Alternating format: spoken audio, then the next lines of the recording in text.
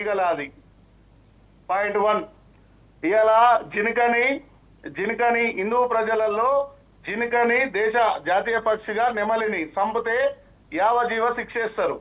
So ఆవును కోస్తే యావజీవ అనే ఒక జీవో తీసుకొచ్చి రాజ్యసభలు పార్లమెంట్లో లోక్సభలు మీకు ఫుల్ గవర్నమెంట్ ఉంది. మొన్నటిదాకా మేము నికాసుగా కొట్లాడకుంటే మా ప్రభుత్వం రాలేదనుకుందాం. మీరు అన్నట్టు మౌనిక గారు, మీరు నికాసుగా కొట్లాడితే పవన్ కళ్యాణ్ తోటి పొత్తు పెట్టుకోవాల్సిన అవసరం మీ నరేంద్ర మోడీ పనిచేస్తే ఫుల్ గవర్నమెంట్ ఎందుకు రాలేదు?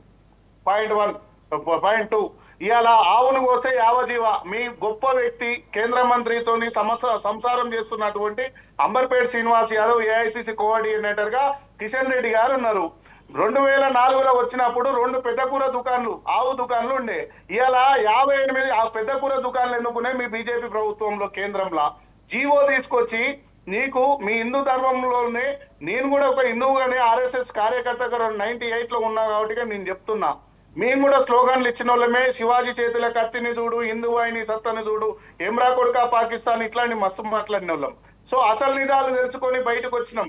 ఓకే, భగత్ సింగ్ తమ్ములం, భరత్ మాత బిడ్డలం, హిందూ వాహిని స్లోగన్ కాబట్టికే ఈ రోజు మేడం కు మళ్ళీ కొద్ది ఏం చెప్తున్నా అంటే, మీకేమన్నా చిత్తశుద్ధి ఉంటే మీ బీజేపీ పార్టీకి ఫస్ట్ పోయి మీ నరేంద్ర మోడీ గారికి, నరేంద్ర ఖాన్ గారికి, మా రాజీవ్ గాంధీ ఖాన్ అయినప్పుడు మీ నరేంద్ర మోడీ కూడా ఖానే అయినప్పటికే నరేంద్ర మోడీ కాను, మీ అమిత్ షా కాను, మీ కిషన్ రెడ్డి కాను, ఇద్దరు కాన్లతోని ముగ్గురు కాన్లతోని కూర్చొని, మీ బండి సంజయ్ ఒక కానుండు, ఈ 4 కాన్లతోని కూర్చొని ఈ 4తోని పోయి సార్ ఆవును కోసే యావజీవ అని ఒక ప్రభుత్వంలో తీసుకొద్దాం అని చెప్పేసి మేడంకు యుఎస్ లో ఉంది కాబట్టి కొన్ని అవగాహన ఉందో తెలియదు, నాకు లేదో తెలియదు, కానీ బీఫ్ సప్లై చేసేది దేశంలో బీజేపీ ఆర్ఎస్ఎస్ మనుషులు కాదా అది గూగుల్లో సెర్చ్ చేసినా కూడా తెలుస్తుంది.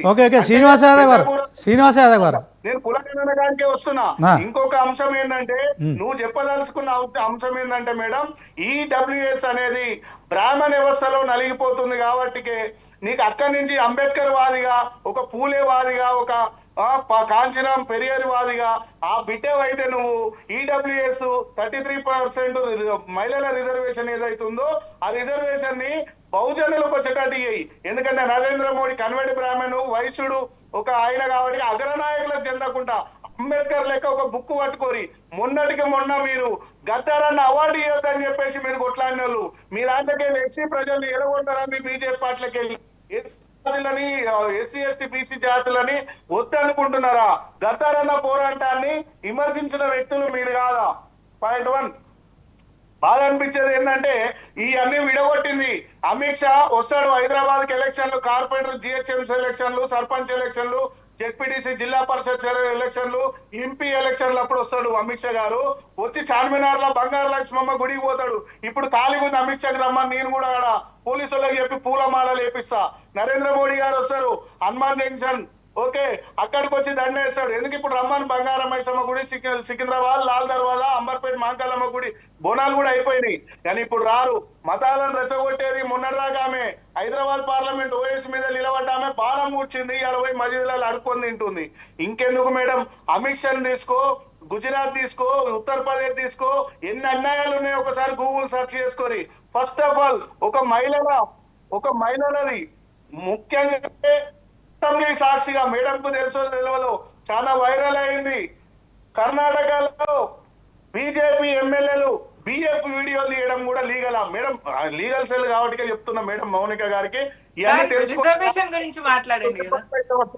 శ్రీనివాస్ యాదవ్ గారు, నేను అన్ని మౌనిక గారు నేను ఏమంటున్నా అంటే గురించి తెలుసుకోవాలి. నేను కాంగ్రెస్ పార్టీ కాదు, ఇండియన్. ఈ వైద్యం విద్య కూడా మీరు ఒక పాయింట్ మళ్ళీ ఒకటి మాట్లాడారు. వైద్య విద్య గుజరాత్ ఉందా? కర్ణాటక మొన్నటి వరకు వెడి వీరప్ప చేసిపోయింది, అక్కడ ఉందా? అదే విధంగా ఉత్తరప్రదేశ్ లో ఉందా? ఇప్పుడున్న మన హర్యానాలో ఉందా? వైద్య విద్య మీ స్టేట్లలో ఉన్న బీజేపీ పార్టీలలో ఎక్కడున్నా అక్కడ సరి చూసుకొని ఇక్కడ రాలి అంటే రేవంత్ రెడ్డి దొరికిండు. రేవంత్ రెడ్డి మంచోడు కాబట్టి, కేసీఆర్ లెక్క షెట్టోడు కాదు కాబట్టి గఫ్లత్ లో పార్టీ రాలే మేడం. ప్రజలు ఎన్నుకుంటూ వచ్చారు అంటే మీరు గఫ్లత్ లో మోడీ గెలిచిండా 3 సార్లు? నేను కూడా అదే అనొచ్చా మోడీ గారిని? ఎందుకంటే వాళ్ళకి ఇచ్చే విలువలు ఇవ్వాలి. మనం మన స్థాయి ఎంత ఉందో అంతే మాట్లాడుకుంటే మనకు మంచిది, మన పార్టీలకు కూడా మంచిది. ఏ పార్టీ? ఓకే శ్రీనివాస్ యాదవ్ గారు 1 మినిట్.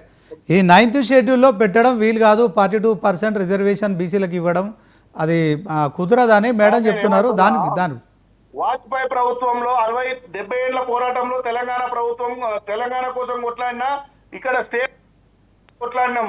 మరి వాజ్పేయి ప్రభుత్వంలో ఎన్నుకున్న ఆనాడున్న నరేంద్ర మోడీ, ఆనాడున్న సుష్మా స్వరాజ్ మేడం పాపం అనొద్దు మనం కానీ, సో ఉన్న బీజేపీ ప్రభుత్వంలో మరి అప్పుడే తెలంగాణ ఇచ్చుంటే మీకే మెడల్ దక్కేటివి కదా. ఓకే శ్రీనివాస్ యాదవ్ గారు, శ్రీనివాస్ యాదవ్ గారు, యాదవ్ గారు 1 minute. బీజేపీలో లేక గోగా మాటలు మాకు రావు. 100% చేస్తాం, చూపిస్తాం. ప్రతి మనిషి ఇలా ఇదో ఉస్మానియా కాలేజీలు, గాంధీ హాస్పిటల్లు, 6 ఓరార్లు, ఎయిర్పోర్ట్లు ఉన్నాయి దేశంలో. ఒక యూనివర్సిటీలు వచ్చినాయి ఇలా చదువుకొని జేబులో ఒక గుండెల మీద పెన్ను పెట్టుకుంటున్నామంటే దట్ ఈస్ యాదవ్ గారు 1 minute, యాదవ్ గారు 1 minute. ఒక నిమిషం ఆగండి. మీ నరేంద్ర మోడీ అయినా వాజ్పేయి అయినా బాంబులు వేలు చనిపోలే కదా. యాదవ్ గారు చేసేది కాంగ్రెస్, యాదవ్ గారు చేసేది ఇంకా పైన ముందు కూడా కాంగ్రెస్ పార్టీ.